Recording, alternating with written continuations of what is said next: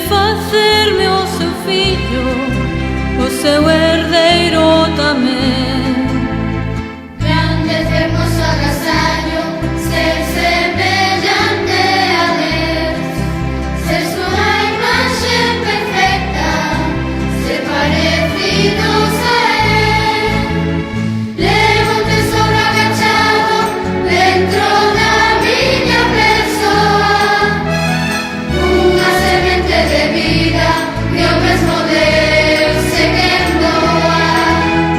El sementou esa vida, El enxertou esa planta, canto desexo que medre desde o profundo da alma.